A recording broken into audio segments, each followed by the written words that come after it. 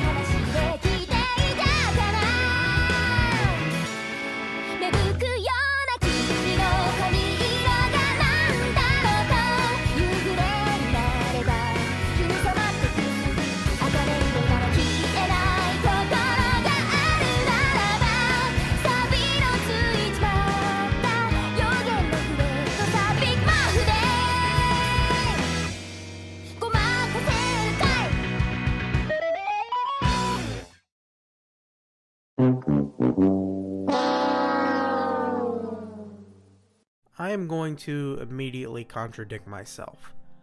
Because before I discuss my actual favorite things, there are so many things from the last year that I want to discuss that were not my favorites. Things that let me down. This doesn't mean that the things on this list are bad, they just weren't as good as I wanted them to be. So if you like them, great. Don't let me sway your opinion of them, these are just my thoughts. So Marvel sucks now, right? As much as some people will cite the television shows as being the problem, or others will cite the multiverse saga itself being not as interesting, I think it's a combination of all things. The MCU just seems to be overbloated, there's too much going on in general. The multiverse stuff has made for less interesting stories, as it both lowers the stakes and floods the MCU with too many new characters. I'm not interested in Immortus, or Pip the Troll, or whoever the heck this is supposed to be. Alright, let's talk about what they put out in 2023. Quantumania is my worst movie of the year. It has no charm, it feels like it was shot on Angry Joe's set, the CGI is awful, but mostly the writing is just bad. These characters have regressed into 2D versions of themselves, and even Kang feels unfleshed out.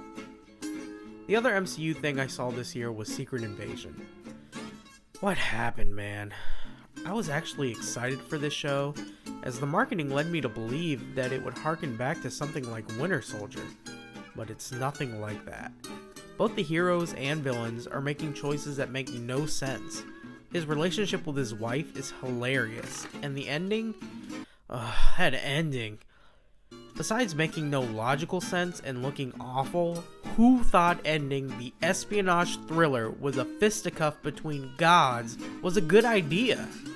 Nothing good came out of Marvel this year. I think I want AEW to be something that it isn't, which isn't necessarily fair on my part, but it's how I feel. My biggest problem with the brand in the last few years is how they have this insane roster that just doesn't get used to its potential.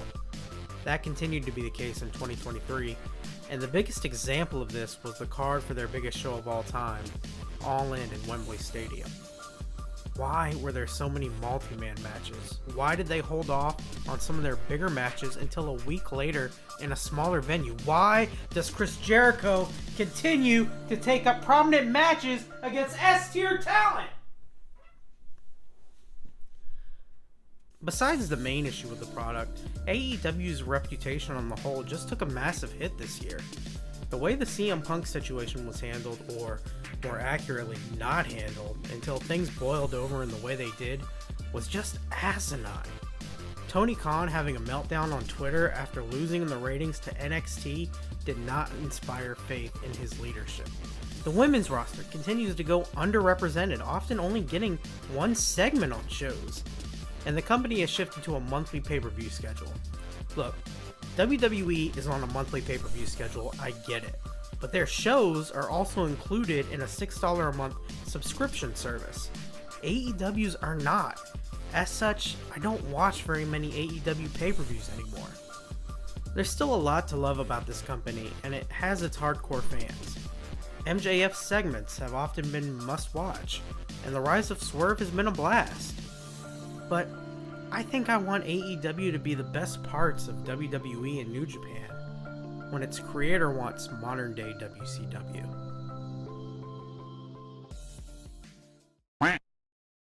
The Mandalorian was one of the only good things to come from Disney Star Wars. As such, a lot of the films were put on hold or cancelled, and a bigger focus was placed on the television universe. They put Dave Filoni in charge of creative for these shows, the Kevin Feige of the Star Wars TV-verse, if you will, and The Mandalorian is bad now. I don't want to draw a one-to-one line from Filoni being put in charge to Mandalorian's downfall, but my least favorite parts of this show have been when it feels like it's tying into the greater Star Wars universe.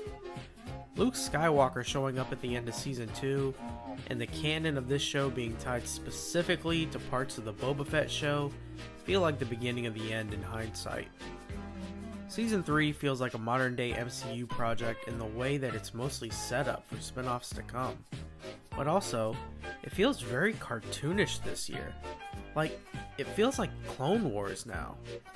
Clone Wars works as an animated show, but live action literal space pirates are bad. After we get Andor Season 2, I think I'm gonna be out on this franchise.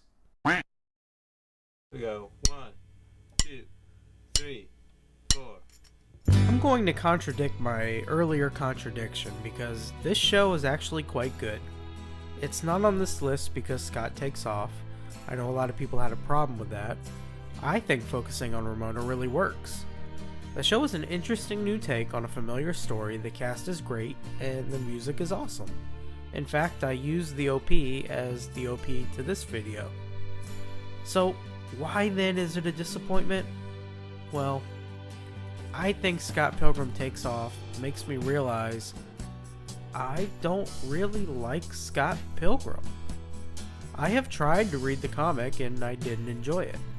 I have tried to play the game and I didn't enjoy it.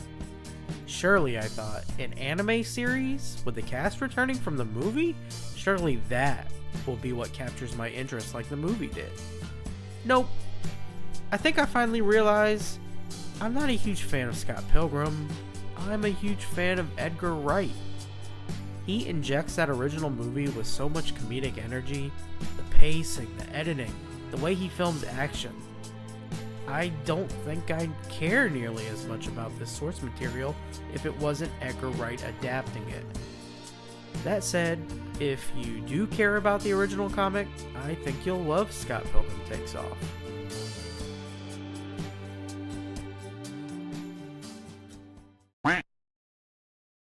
I binged all of Ted Lasso this year for the first time. The first 2 seasons were really good. Not game-changing, not genre-defining, just 2 really good, wholesome seasons of comedy television. I took a break between the first 2 seasons and season 3 because I thought, oh man, I bet this makes my list. I don't want my thoughts on season 3 to get mixed in with my thoughts on the first 2 seasons. Season 3 is dog crap. Immediately the pace of each episode really drags, and that's because they went from 30 minutes to hour-long episodes. Hey, people making television, if you go from a half-hour episode to an hour-long episode, it doesn't mean you automatically get more plot out of each episode. If you don't write to the new length, it means you're stretching the plot thin. Like when you make a sandwich with that last little amount of peanut butter on the sides of the jar. Also, plot lines this year just went nowhere. What was the point of Zava? The bigger issue though is that they assassinated their character writing. Characters regressed or went through the most manufactured, unbelievable drama, or their arcs were just ruined. They spent 2 seasons of television getting to this awesome moment of Nate turning heel, and they retconned it, and they had him redeem himself without actually looking within. No, he just has a girlfriend now, so he's a good guy, I guess. Please don't renew this show. Cody Rhodes should have beaten Roman Reigns at WrestleMania. The Bloodline story started off this year on such a high when Sami Zayn finally turned on Roman. Everything felt like it organically crescendoed at Mania. Sami and KO beat the Usos to become undisputed tag team champions, and Cody Rhodes should have beaten Roman Reigns to become the WWE champion, because the story has frankly hit a point of diminished returns. My Story of the Bloodline videos have done well for me, but I'm not really excited by this saga anymore, so working on the videos now feels like a bit of a chore. Why did Jimmy Uso turn on his brother at SummerSlam after Roman and Solo beat the life out of him? Why is he just back in the Bloodline again after he turned on Roman before Jay even did? The drama of who's the successor to the Tribal Chief just doesn't hit the same when Jay isn't a part of it. They have teased out Roman being afraid of Solo for so long that it's lost all meaning. Each Roman Reigns defense is starting to play out the same way. Part of the problem is that the most compelling character left in this story is often not on TV for months at a time. The one guy who has flourished in spite of it all is Jay. He has finally fulfilled the prophecy of being main event, and he's killing it as a top star on Raw. Who would have ever guessed a few years ago that he would be so over on his own? But the rest of the family continue to tread the same ground each week, and it's just a matter of time before Jay gets sucked back into this story.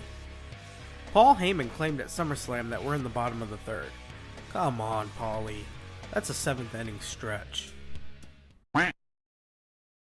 It's so hard to talk about this movie genuinely without getting lumped in with the crowd that decries any quote-unquote woke media these days. I really hate that the discord of a certain group of immature people has made critique of certain movies so much harder. But here we go.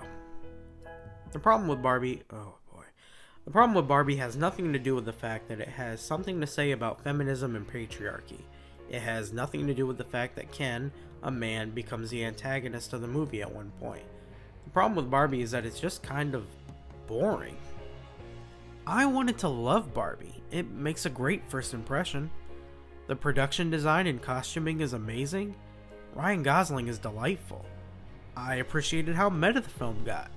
The music and choreography is top notch. But I expected so much more from the writing here. Frequent collaborators and newlyweds Greta Gerwig and Noah Baumbach are known for their sharp and witty writing, but Barbie feels antithetical to that reputation. The movie becomes a fish out of water story and becomes shockingly trite. This feels more like a run-of-the-mill comedy from the 2000s than a film written by people whose other work won Oscars. The third act of the movie is just outright bland. It feels like a kid's movie. And I think some part of that is intentional, but it just fell flat for me in the end. Okay, I gotta talk about it. A lot of shows that I've been following for years had their final season this year. A lot of those seasons were good. None of those seasons made it onto my favorite shows list. But there's only one show that I've been watching for years that ended this year that made it onto my disappointments list. No other show this year has let me down more than Barry.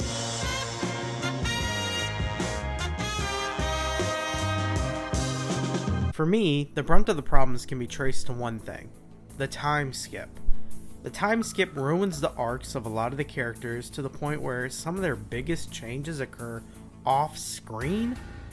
Sally, before the skip, is ready to join Barry after being ostracized by the public. After, she is an abusive mother who is totally disenchanted with her life. This is a completely different character, and we didn't get to experience the change, so it feels inorganic. Another example is Fuchs. When we last see him, it feels like he should only be motivated by revenge for how things ended with Barry. After the time skip, he has somehow come to the point of being able to forgive him. That is a major piece of his arc that is completely missing. Sally and Barry now have a son, which totally changes our main character's motivations.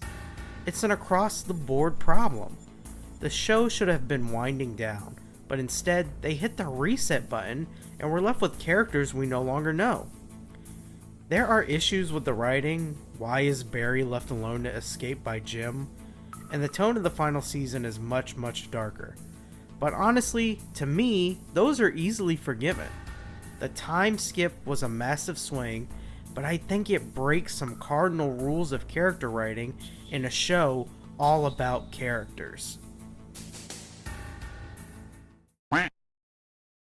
Oh man, this is the one, isn't it? This is the one that ruins me. I didn't like Across the Spider-Verse. Oh, brother, this guy stinks! The reason I don't think it's a good movie is because, well, it's not a movie. It's like 1/3 of a movie. I have fun watching it, but the pacing is very off. The entire thing feels like it's Act 1 in a larger story. I'm sort of anticipating retroactively loving this when the rest of the movie comes out next year. But in Miles' story in this part, the call to action, the inciting incident, happens when there's like 20 minutes left. Miles finds out what the society are really doing and decides he doesn't agree with it and that he's gonna go save his father. Okay, great, we got ourselves a story. Except the movie is now over. I've watched this twice. The second time I knew how it ended, so I was ready for it. And it still didn't work for me. But there was a movie here that could have worked. A story that has a complete beginning, middle, and end. And it's Gwen's story.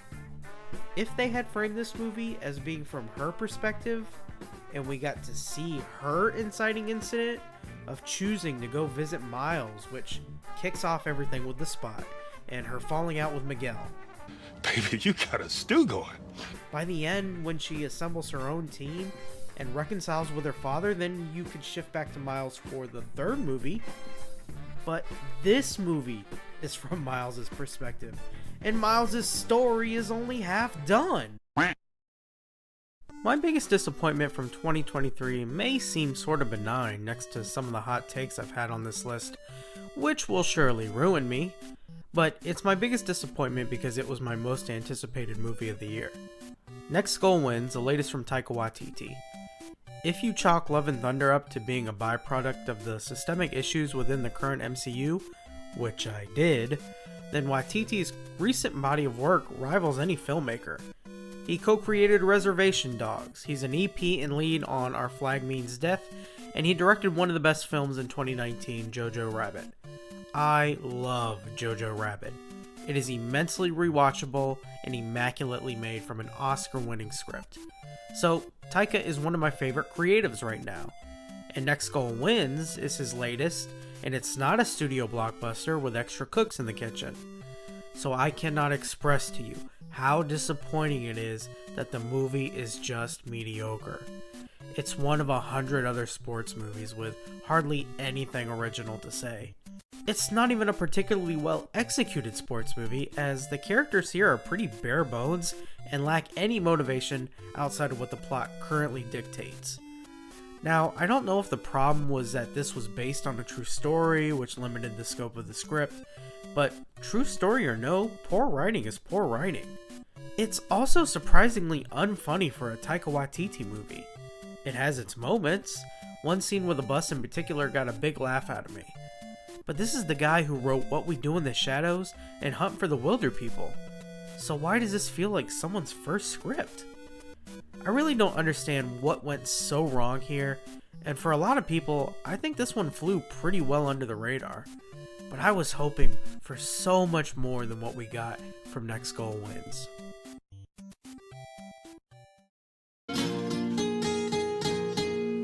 Let's start the show. Alright, we've eaten our veggies, so now let's dig into the meat. Starting with TV, these are my favorite shows of 2023.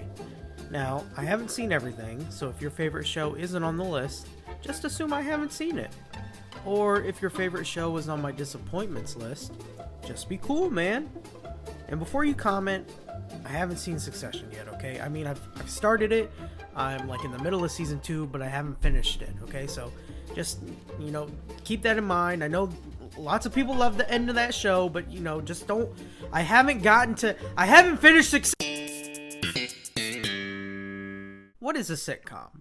Really, is it just another word for TV comedy? Does it have to be 30 minutes? Can it be an hour? Is it multi or single cam? There was a lot of great TV this year that almost made the list that meet most of those criteria. Shrinking, The Righteous Gemstones, Our Flag Means Death, The After Party. Animated sitcoms like the final season of Disenchantment, Rick and Morty, Solar Opposites. I would have been happy to talk about any of them. But the one show that consistently stood out above the rest is What We Do in the Shadows. Created by Jermaine Clement, What We Do in the Shadows continues to be the funniest and funnest show on television. Its ensemble cast is delightful and hilarious, and the show pays mind to things so many other comedies ignore, like lore and world building. The running plot lines this season had to do with Guillermo hiding his newfound vampirism from the others, and the inclusion of Kristen Schall's guide to the group.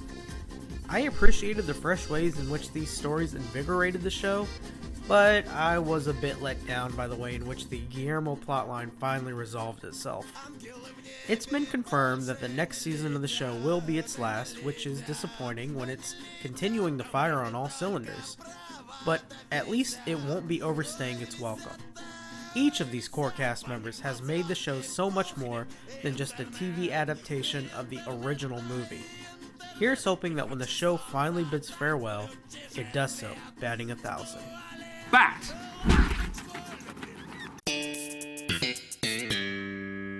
Remember when I said nothing good came from Marvel this year? I forgot to tell you. Marvel television shows have diluted the product, and the multiverse stuff has been a miss. So how then does this Marvel television show about the multiverse work so well? Well, despite being all multiversed and kanged up, Loki feels surprisingly insular. The 2 seasons of the show tell a complete story that feels written with intent. It doesn't feel beholden to the larger MCU or to setting up other things further down the line. Personally, I wouldn't be shocked if we never saw these characters again. And that's okay, because they're written well here, including the title character himself. This show took a version of Loki at his most villainous and explored what it takes to redeem a guy like that. When he makes the ultimate sacrifice that he does at the conclusion of this series, it feels totally earned. This guy was defined by his ambition, and yet he learns to prioritize others above that desire. The performances this season are still a lot of fun.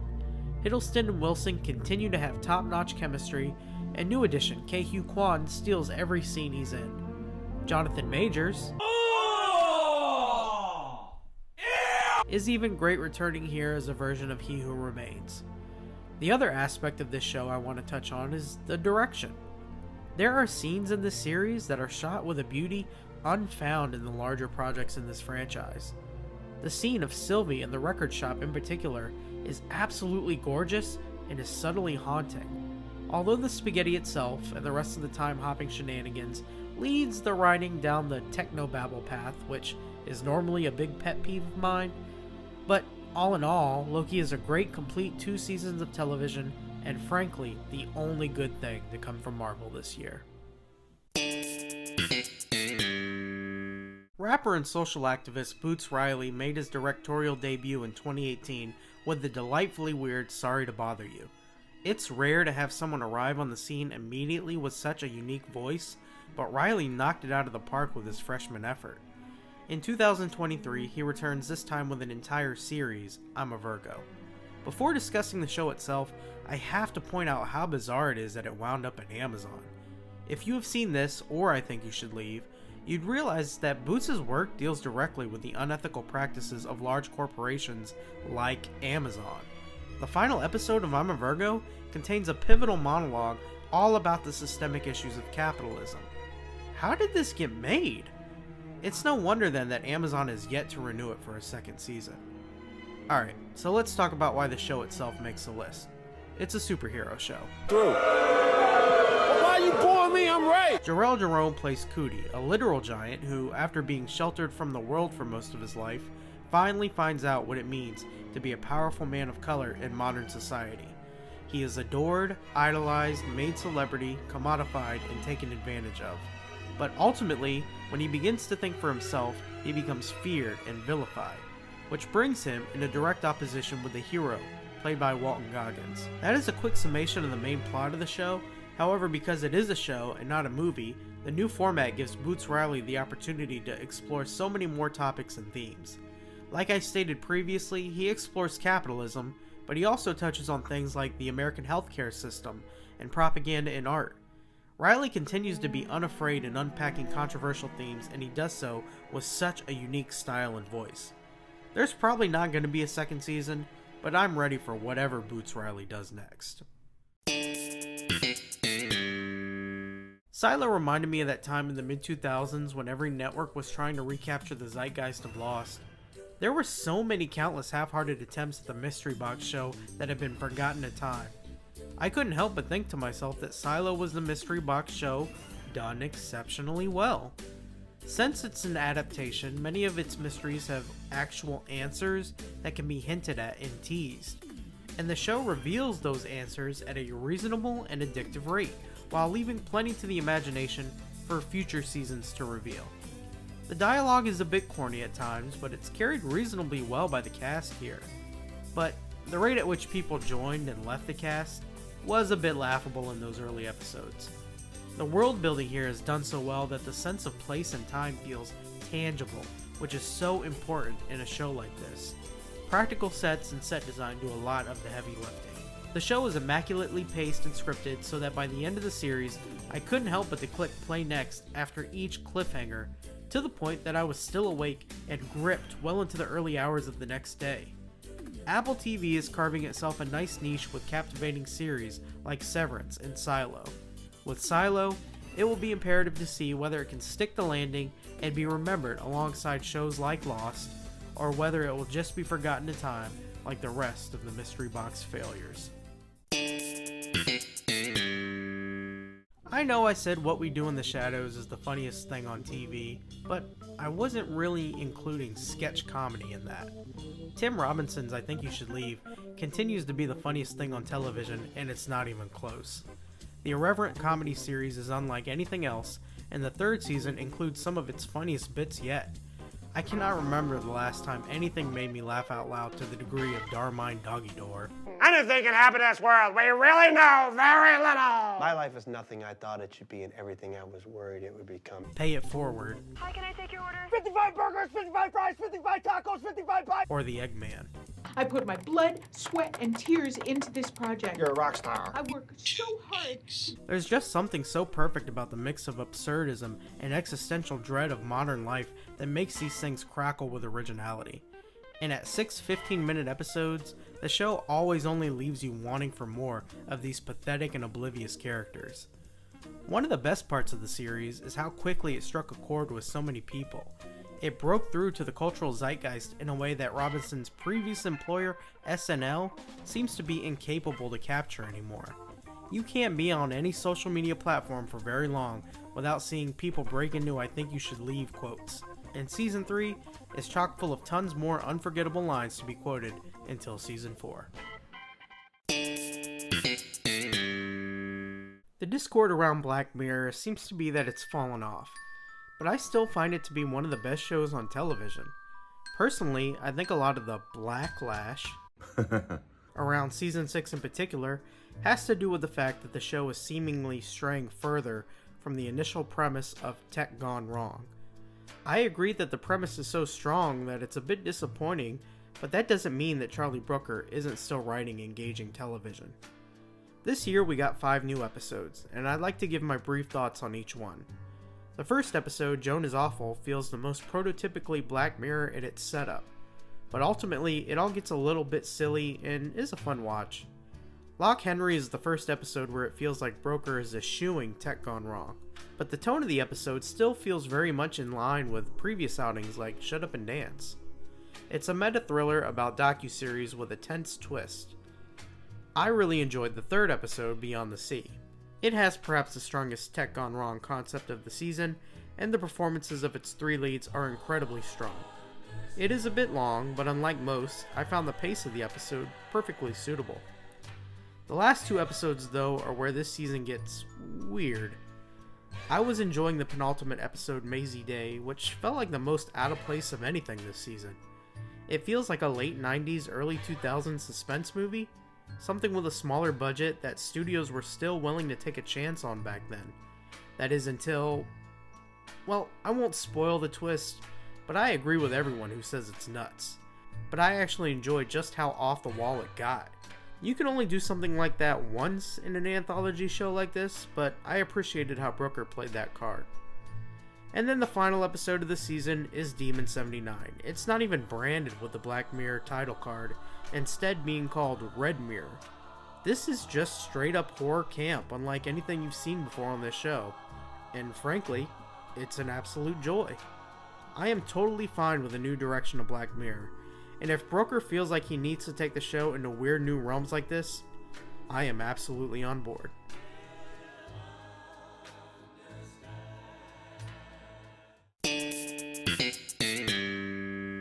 The Last of Us is the first great live-action adaptation of a video game.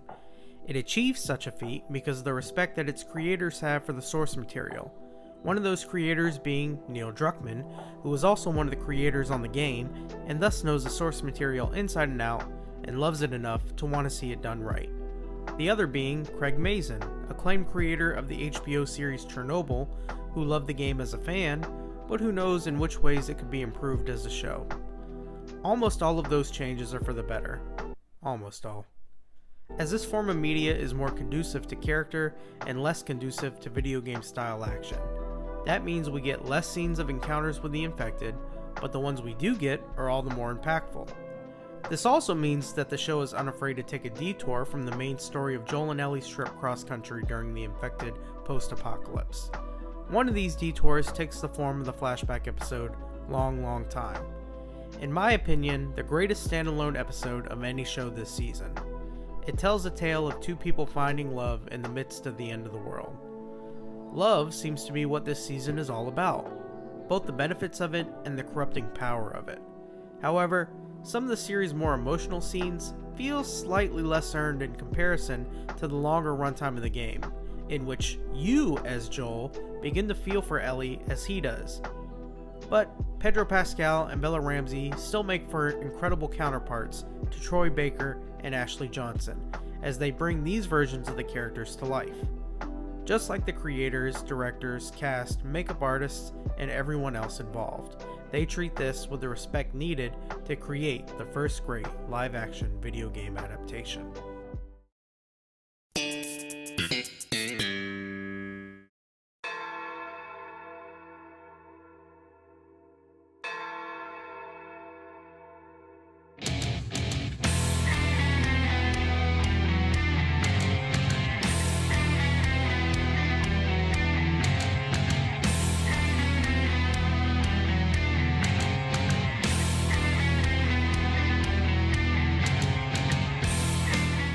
Netflix's latest action hit is an animated revenge epic.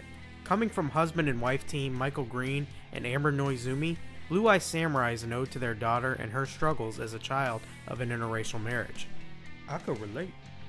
Green is the writer behind the films Logan, Blade Runner 2049, and Jungle Cruise, and he and his wife bring the same level of seriousness and care to all 8 scripts for Blue Eye Samurai.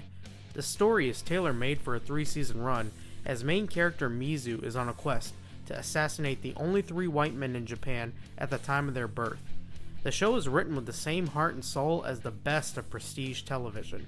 Very reminiscent of the dark tone of something like Game of Thrones or Daredevil, don't expect the show to break into comedic hijinks just because it's animated. This is not The Last Airbender or My Hero Academia. In fact, the animation simply allows the show to pull off incredible spectacle of a modern-day samurai mythos. Director Jane Woo, whose work in the MCU and Game of Thrones prepared her for Blue Eye Samurai, puts in the work to get the project done right. Pre-production on the show was taken as seriously as any major period piece, getting every aspect of Edo period Japan correct. The action has all been meticulously assembled by stunt choreographer Sunny Sun, and it is a visceral delight. It's over, Anakin! I have the Low. ground! This may be the best animated action ever. Blue Eye Samurai has flown under the radar despite its top-tier pedigree. It seems to be growing a following as more and more discover it, but it is still far too unheralded. It is the best animated show of 2023, but it's also just one of the best things of 2023. This year, Netflix and A24 came together to bring us the new miniseries, the show of 2 strangers who are weighed down by the pressures of their hectic lives, brought together by a road rage incident. As things go wrong for them individually,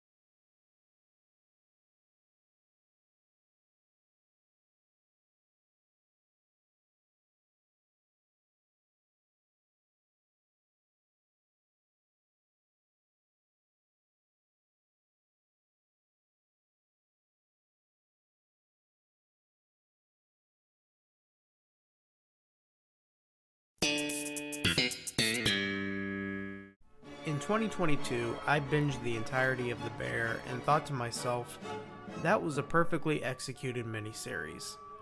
Now, whether it was intended to be or not, it isn't now, as this year we got the follow-up 2nd season.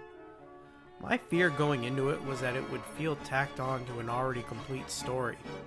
However, this season still feels equally essential. It continues to capture the feeling of stress that comes with a career path in food service, though this season manifests that through the lens of trying to launch a new fine dining restaurant. The performances continue to be powerful, and the stellar cast is joined by a jaw-dropping list of guest stars. The flashback episode in particular was insanely stacked. Jeremy Allen White leads the charge as Carmy, as this year he struggles to balance what he wants for himself with what's best for his team. I really appreciated how this season gave many of the characters the opportunity to step completely away from the established world of the show. In these scenes and episodes, we get to see them interact with new characters that broaden their perspectives on the restaurant industry and on themselves. Many of these moments feel like calm respites from the normal chaos of their lives. But the show still builds to a bombastic season finale on the night of the restaurant's first service.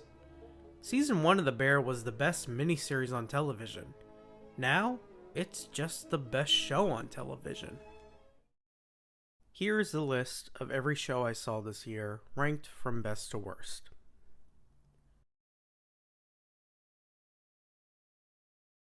TV was great this year, and some of the best TV of all in 2023 was wrestling. Look at this face. Look at this face! Again, I haven't seen so much of what there was to see. I haven't seen any Stardom or Impact, nor have I seen everything there was to see from AEW, New Japan, or NXT. That said, it was still a banger year for pro wrestling. Unlike my TV and movie lists, I didn't keep track of every single match I saw in 2023, because I saw a lot of matches. But I tracked my 10 favorites at any given time and kept a rolling list of 5 matches that were always in contention, but in the end, never quite made it onto the list proper. I don't want to give them as much focus, but here are my 5 honorable mentions. MJF vs. Adam Cole, AEW All In. Roman Reigns vs. Sami Zayn, Elimination Chamber. The North American Championship 5-Way, NXT Stand and Deliver. Gunther vs. Sheamus vs. Drew McIntyre, WrestleMania. Tetsuya Naito vs. Kazuchika Okada, G1 Finals. And now, here's my top 10 matches of 2023. Number 10, Hangman Page vs. Swerve Strickland, Deathmatch, AEW Full Gear. Well, this wins for most horrifying match of the year.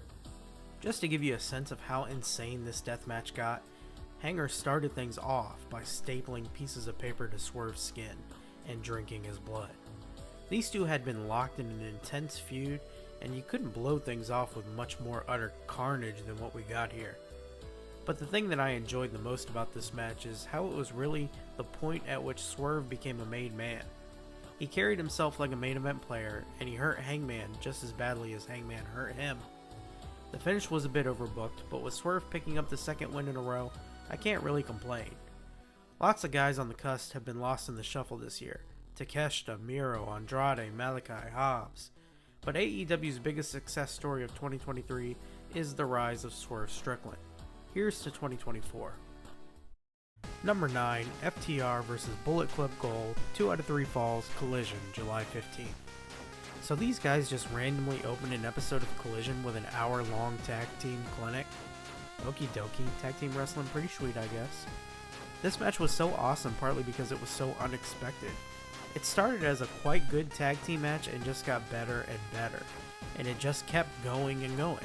This reminds me so much of John Cena vs. Shawn Michaels from Raw in 2007. Just an unexpectedly awesome hour-long banger. This is the modern day version of that. FTR are undoubtedly one of the best tag teams of all time, and they remind people of that fact each and every year. This match reminds me of their classic 2 out of 3 Falls matches in NXT against American Alpha and DIY. Jay White's AEW stint so far has been a bit underwhelming, but he proved here that he's still every bit the caliber of a Wrestle Kingdom main eventer. That lightning quick first fall after the Blade Runner proves just how dangerous the Switchblade is. And then there's Juice. The escalating sense that FTR can't keep Jay White down in the second and third falls makes for top-notch drama, and the storytelling surrounding the repeated attempts at putting on the sharpshooter, leading to Hardwood pulling down his knee pad to get the leverage he needs to submit Juice? Chef's kiss. Number 8, Carmelo Hayes vs. Ilya Dragunov, NXT No Mercy. Melo vs. Dragunov at No Mercy is the second in a trilogy of banger matches, and this one is the best of the 3. The story here is that Ilya feels Melo's win in the first match was a fluke, with the NXT champion setting out to prove him wrong. Carmelo Hayes is the best in-ring talent to arise from the 2-point era, and Dragunov is the kind of guy who is believable toe-to-toe with Gunther. Both guys have an awesome future ahead of them, and here, their chemistry is on another level. This feels like a takeover style match in all the best ways, full of escalating action and awesome spots and exciting false finishes. Melo has a picture-perfect code breaker and uses it to excellent effect, and the top rope H-bomb to get the win illustrates the dominance and unrelenting siege of Dragunov as he gets the win in the best NXT match of the year. Number 7, Zack Sabre Jr. vs. Bryan Danielson, AEW Wrestle Dream. This was a match that we were promised at the first Forbidden Door, but unfortunately, Danielson was injured just before the match, which allowed for Claudio to make his debut for AEW. In 2023, we finally got the match at the inaugural Wrestle Dream. These two guys are at the top of their craft, and they put on a mat-based classic. Unfortunately, they're often working against a terrible, distracting commentary. JR's sleeping his way through, Moxley completely steamrolls the conversation with inside baseball talk on the mechanics of the match, Nigel is stumbling over his partners to get a word in edgewise, but luckily this isn't a list of the best commentary of the year, and the in-ring action is captivating enough to ignore the god-awful 4-man booth. ZSJ focusing on weakening the right arm of Danielson, while Bryan in turn focuses on the leg of Sabre Jr. In a contest of determining who the better technical wrestler is, the match is won with a strike, as Sabre's leg goes out for just long enough for the Dragon to hit the Busaiku knee for the win. Wrestling is art, man. If you don't think wrestling is art, you can fight me. Number 6, Will Ospreay vs. Shota Umino, New Japan Power Struggle. No, New Japan, you're not gonna strike me again. I'm not taking any chances on using New Japan footage, sorry. Now, no one has had more top 10 matches this year than Will Ospreay. That's why he's the GOAT! The GOAT! But this was Shota Umino's coming out party. Give Shooter the world, Tanahashi. The story of the match was that Umino wanted to finally beat Ospreay for the first time so that he could go on to defend the US Championship against his mentor Jon Moxley at Wrestle Kingdom. Ospreay actually said that he wanted Umino to beat him, but he wanted his opponent to prove that he can go to the next level to do so. Early in the match, Ospreay draws blood and spits in Umino's face, which motivates the upstart to kick it into another gear. He tosses Ospreay through 5 rows of chairs, for goodness sake. The boy wasn't playing. These two proceed to push each other further than either has been pushed all year, but it is Ospreay once again walking away with the dub. But it is Umino who finally walks away with Ospreay's respect. Number 5, the Bloodline Civil War, Money in the Bank. This was the climax of this story. It should have ended here. It was all downhill after this, but as far as climaxes go, it was a pretty great one. This is the pinnacle of all these characters. A manipulative tribal chief who has finally lost his vice-like grip on his cousins. A Solo Sikoa that strikes fear into each member of the family, even his partner. A Jimmy Uso who was finally able to save his brother, and a Jey Uso who has finally stood up for himself. The pace of the match in the early goings is slow, but the London crowd is electric throughout. Roman has them completely in the palm of his hand. He is operating on such a high level that he can get monster reactions from a glance. When the match picks up steam, these 4 guys really cook. They've been running together for so long that their chemistry transfers effortlessly to them being on opposite sides of the ring. The false finish when both Usos get stacked and the crowd believes it's over, when they both kick out, goosebumps. And when Jey finally pins Roman for the first time in 3.5 years, it hits like crack in the 80s. Number 4, Tetsuya Naito vs. Will Ospreay, G1 Semifinals. The G1 Climax is the best tournament in all of wrestling each year. Sorry, Continental Classic. And this year, the best match in the G1 was undoubtedly Naito vs. Ospreay. These guys were fighting for the right to face Okada in the finals to determine who would go on to challenge for the IWGP Heavyweight Championship at Wrestle Kingdom. When I started out writing the script for this video, the thing I feared most was writing about my favorite matches. What else was I gonna say but that good wrestling for all 10 entries? I've taken to talking about the stories of each match, and the story here is mainly the defiance of Naito, a man whose run finally came just as COVID hit. But in terms of the match itself, I mean, that good wrestling. Some of the best good wrestling of the year. These guys killed it. Number 3, the Usos vs. Kevin Owens and Sami Zayn, WrestleMania.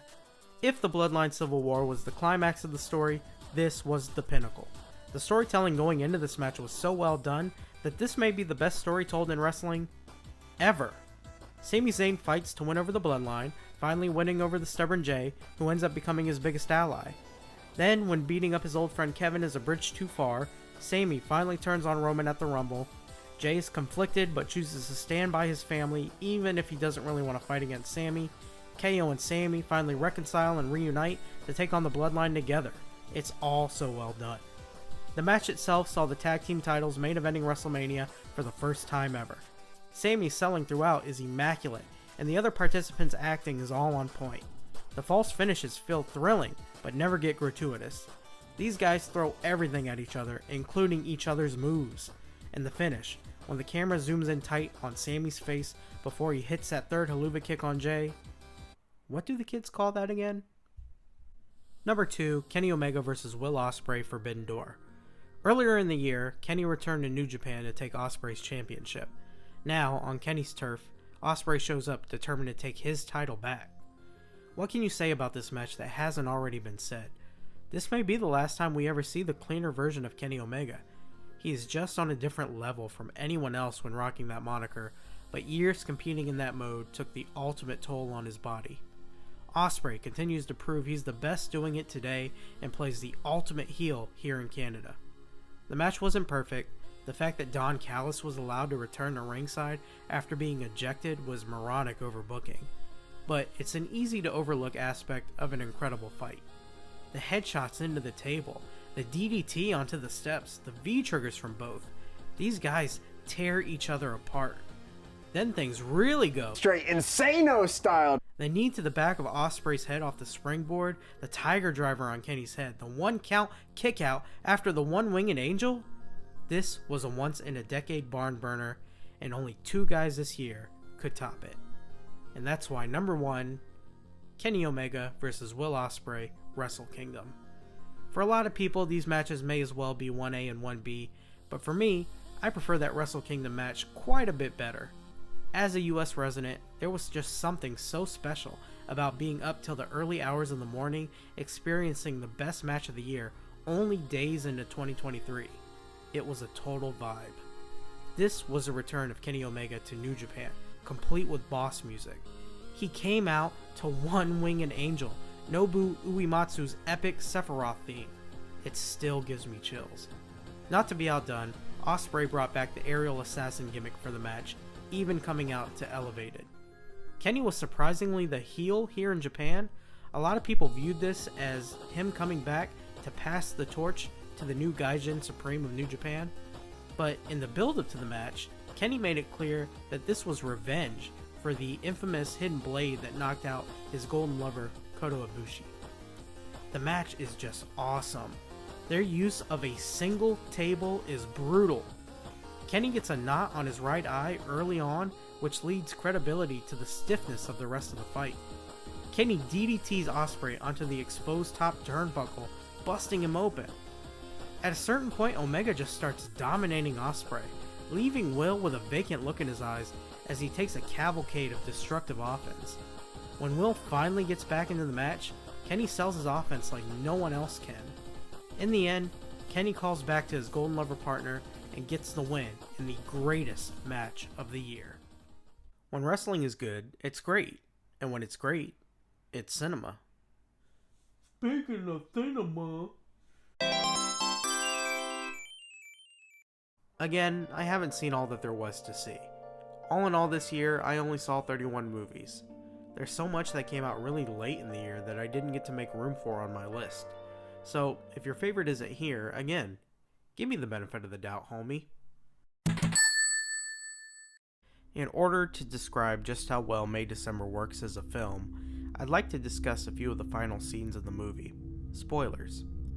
There is a scene near the end of the picture in which Natalie Portman's Elizabeth has sex with Charles Melton's Joe. She lures him into the situation, and the scene itself is reflective of how, earlier in the film, she describes the mechanics of filming sex scenes. To her, intercourse with Joe is just a means to understanding Julianne Moore's Gracie better. Following this scene, before going to bed, Joe takes a long, shameful shower. Unlike a scene much earlier in the film where Gracie complains of him bringing the smells of their cookout to bed with them, this time Joe is much more self-aware about not bringing the day smells to bed. These two scenes, that's good writing. Immediately following the shower scene, we get a scene between Gracie and Joe where they finally unpack their problematic relationship. For the first time, Joe is beginning to understand that he was too young to make the decisions he was making. Gracie immediately places the burden on him, claiming he was the one to initiate their relationship, not vice versa. Moore is masterful here, as to be expected, as she manipulates the situation, and Charles Melton is a revelation, capturing the naivete that Joe never got to grow out of. The next scene sees Natalie Portman delivering an incredible monologue into camera, playing Elizabeth, playing Gracie, reading a personal letter that finally gives her the confidence and insight to capture Gracie's essence for a part in a movie. Natalie is performing on so many levels and nailing it on all of them. These two scenes, that's good acting. When I sat down to watch Christopher Nolan's Oppenheimer for the first time, I hated it. I got through the first half of the movie and couldn't stand it at all. It moves at a breakneck speed, hopping in and out of order, while drowning out any nuance in the acting and dialogue with Ludwig Göransson's admittedly wonderful score. The first 40 minutes of the film lack any thesis on the project as a whole, and by the time Oppenheimer's mistress is killed off-screen at the halfway point, I was out. After a lively discussion with my brother, who loved the film, and a few days break from it, when I sat back down for the second half of the feature, I loved it. The scene just beyond the halfway point acted as the needed thesis for the project as a whole, when Oppenheimer and other officials discuss the cities which will be the targets for the atomic bomb. The actors are given some uninterrupted time to finally bring these performances to life and to bring the message of the film to the forefront. That of the moral qualms of the scientists who worked on this project coming into opposition with the United States military policies. In short, can you be loyal to your country while disagreeing with some of the heinous acts it's committed? Christopher Nolan's direction in the film is at its finest when showing this internal struggle of Oppenheimer, and Cillian Murphy does some of the best acting of his career when the camera frames the emotion in his eyes. Just chop off that first 40 minutes and you got a pretty fantastic film. Studio Ghibli's film How Do You Live was released in Japan with a very mysterious marketing strategy. The only bits of information revealed to the public were this poster, a release date, and the name of its director, renowned filmmaker Hayao Miyazaki. When I heard about the way it was released in Japan, I decided I would stay away from learning as much about this film as possible. Released in the West as The Boy and the Heron, this picture is undoubtedly one of the year's best. If you haven't seen it, I urge you to go in as blindly as I did. If you have seen it, or you're just not as nuts as I am, well... The Boy and the Heron is Miyazaki's coming out of retirement project. Wait, not that one. Not that one either. That's the one. At 82 years of age, Miyazaki continues to have a voice in animation that has been unable to be replicated, even by his own son. It is a wonder getting to step back into this visionary's imagination one more time. Much more fantastical than the biographical The Wind Rises, this is perhaps the first time since maybe 2004's Howl's Moving Castle that we've had a story like this from him. Our main character is 12-year-old Mahito, who is coping with the loss of his mother. Via an invitation from a gray heron, Mahito enters an alternate world, hoping to find her and bring her home. The film struck a particular chord with me as Mahito comes to accept that his new stepmother is the mother he needs now. The film explores many themes and is perhaps much more ambiguous in its storytelling than you'd expect, and despite some logical inconsistencies that occur, I think this approach largely works in the film's favor. The project also takes its time getting to its more otherworldly aspects, but the animation is flawlessly gorgeous even in the slower paced moments. The scene of Mahito's mother's death in particular is devastatingly spectacular. I don't know how many more coming out of retirements Hayao Miyazaki has left. This film kind of even indirectly addresses as much. But for as long as we still have him, I'm going to savor each one of these magical films.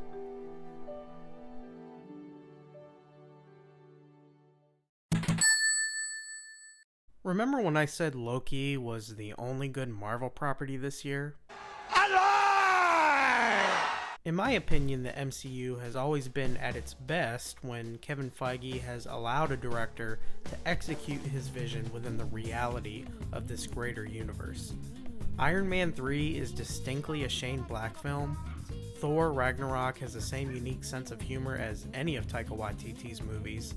And Guardians of the Galaxy is uniquely James Gunn through and through. At a time when the MCU seems to be drowning under its own weight, Guardians Volume 3 is one last gasp of fresh air. Gunn wraps up his trilogy by giving each of his characters the closing arcs that they deserve. He even expertly weaves in this new version of Gamora, which clashed with his original vision for the franchise, but you would never guess as much, as her inclusion contextualizes the series' greater message of found family in new ways. That said, this is ultimately Rocket's story, and it appropriately makes the viewer empathize with who has been the most closed book of the team up until this point. At a time when superhero fatigue has been a real thing, Volume 3 is one of the most imaginative studio vehicles of the year. The art design in this corner of the galaxy is unrivaled, and I think it's that aspect that I will miss most about the series. James Gunn was never afraid to do things you've never seen before in a Hollywood blockbuster, and Guardians of the Galaxy Volume 3 is a fitting goodbye to his unmatched vision.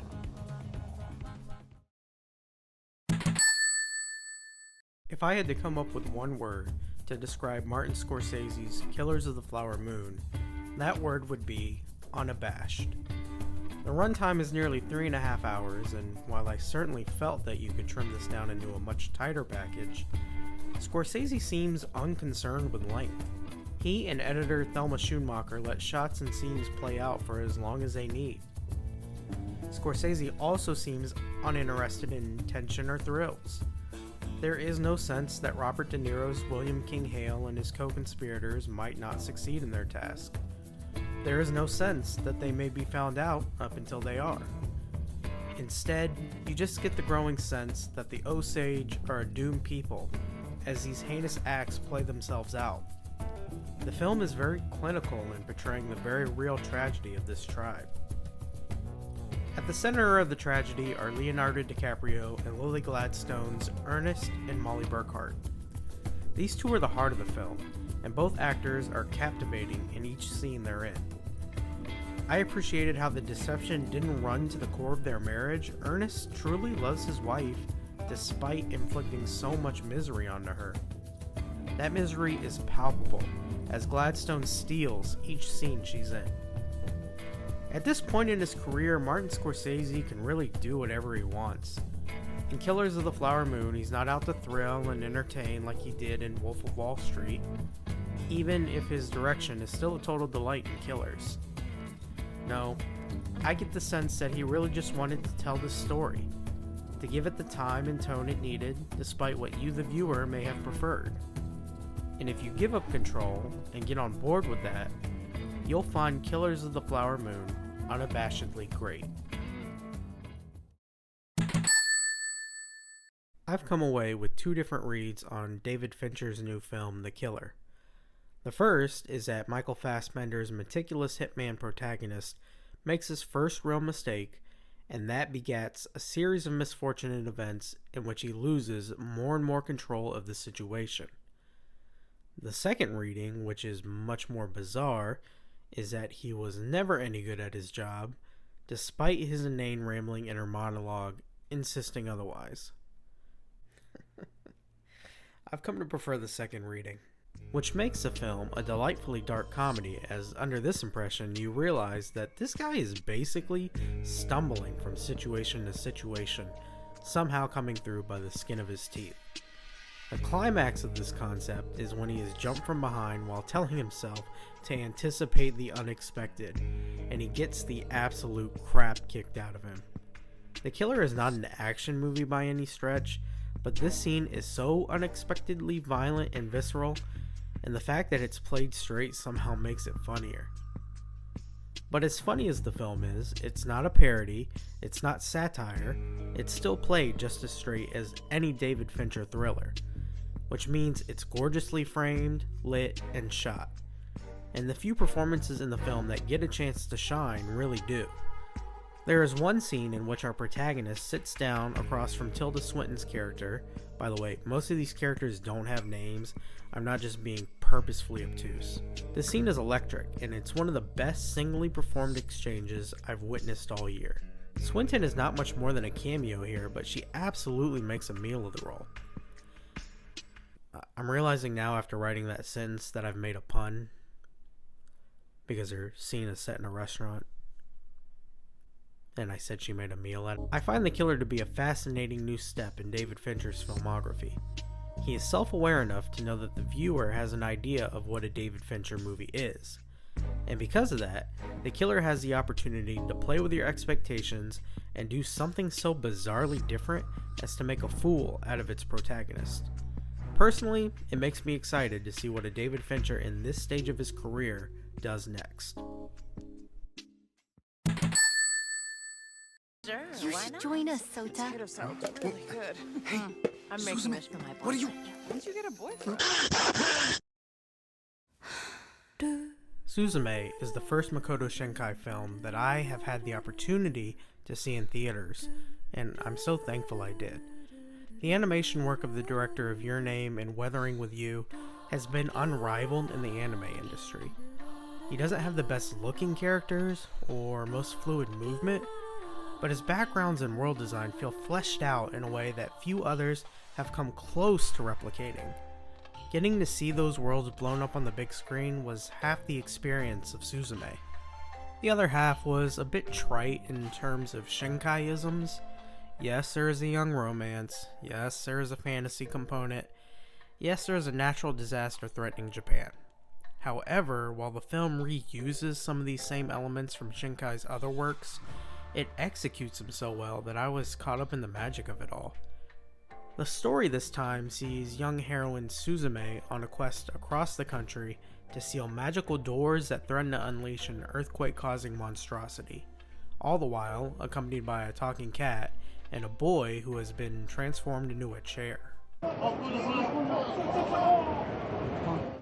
The allusions in the plot to the 2011 Tohoku earthquake and tsunami are hard to miss if you are at all familiar with the real-world tragedy.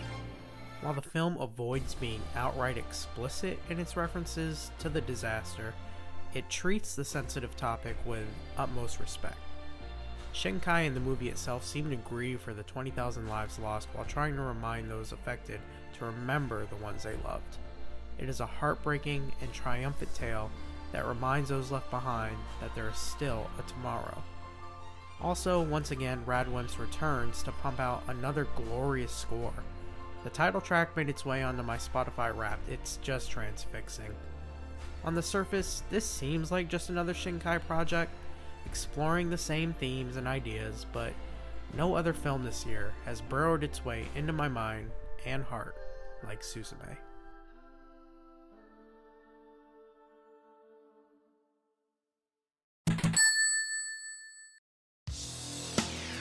The Iron Claw is not a wrestling movie. I would consider Darren Aronofsky's The Wrestler a wrestling movie. Fighting with My Family, certainly a wrestling movie. The Iron Claw is a tragedy about a family whose business just so happens to be that of wrestling. And what a tragedy it is, the film adapting the real-life story of the Von Erichs. Each member of the family is grounded by a stellar performance. Character actor Holt McCallany plays the patriarch of the family, Fritz, who is less the abusive father often characterized in movies of this ilk, and more Captain Ahab, obsessed with his life's one driving goal, even at the cost of everything else. Jeremy Allen White, Harris Dickinson, and Stanley Simons each do an admirable job as siblings Carrie, David, and Mike respectively, but ultimately, this is Zac Efron's movie, and he accomplishes the incredible feat of carrying this film. It is a career-defining and transformative performance that will change the way you look at him as an actor. As the weight of tragedy escalates throughout the film, director Sean Durkin places you in the shoes, or rather boots, of Ephron's Kevin Von Erich, until, like him, you finally break under the weight of all the suffering. This is Durkin's main achievement as director, but he also does a good job of capturing the feeling of being in this time and this place during this family's successes and failures. The Iron Claw making you feel every bump.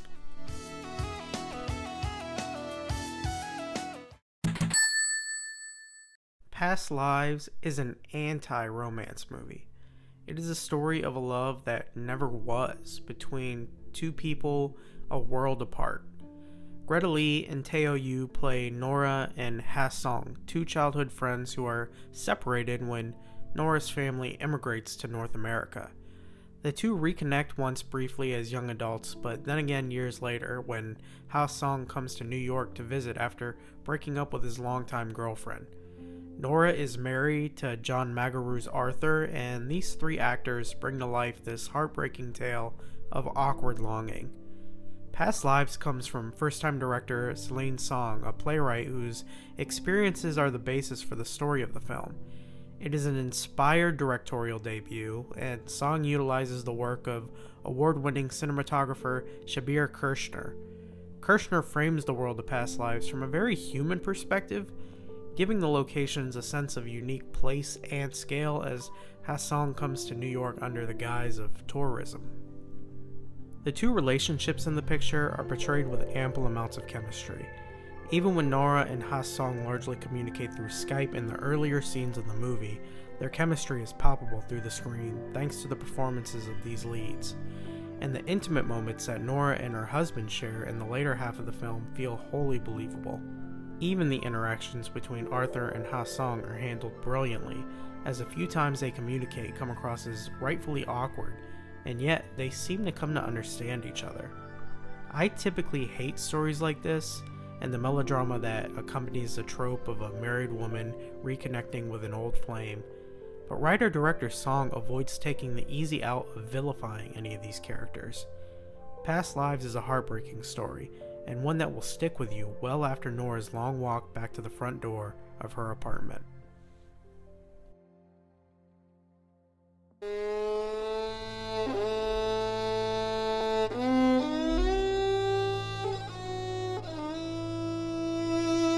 This was the biggest surprise of the year, hands down. Where did this come from? Minus One works magnificently as a character study on the horrors of war, the trauma of survivor's guilt, and the importance of found family. It immediately dealt with the moral dilemmas of World War II in all the ways I wanted from the first half of Oppenheimer. And it's all grounded in heart-wrenching performances and dazzling cinematography. The scenes of suffering that the picture portrays are often bone-chilling. It is the perfect war film. Also, did you know Godzilla's in this? You've probably heard everyone praise the film's pragmatic budget of $15 million, but don't let that undercut how well the effects were pulled off here. The King of Monsters has never felt so real, nor so terrifying. When he wanders into Tokyo for the first time, the filmmakers do an incredible job of presenting the usual franchise tropes in spellbinding new ways. The soundtrack as he wreaks havoc invokes pure dread. The first time he uses the atomic breath is, pardon the pun, breathtaking. This isn't a fun kaiju movie. It's a movie on the horrors of war told via a Lovecraftian nightmare from beneath our ocean. I am not a Godzilla fan, so if you told me this would have made my list, I wouldn't have believed you. So you can take me at my word, it's the best thing on my list. And here's every movie I saw this year from best to worst.